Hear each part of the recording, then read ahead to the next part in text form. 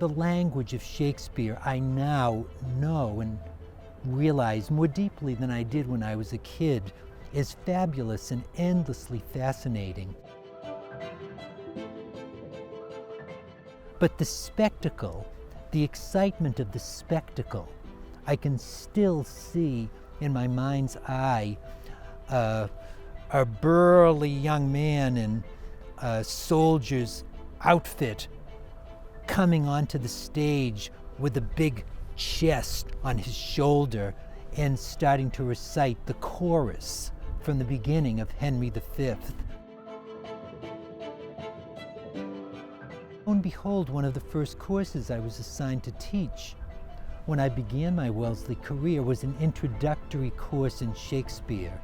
And here I am, some 43 years later, still teaching, still trying to learn how best to teach students to respond to understand, and to enjoy Shakespeare.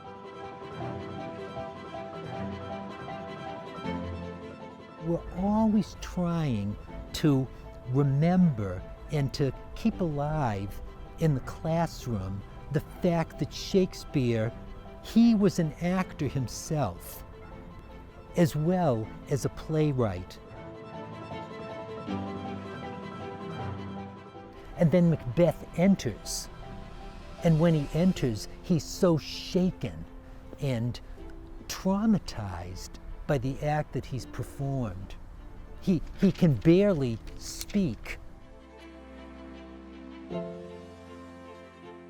There's a lot of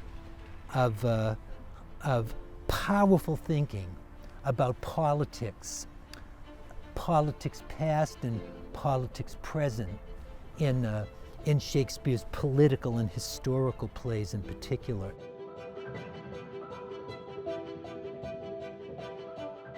I think that Shakespeare has a bigness, an inspiring largeness of intellect, of heart and soul that we very much need right now. We've always needed it, and we need it maybe now more than ever, as we're trying somehow or other to make our way through this long and painful and deadly ordeal.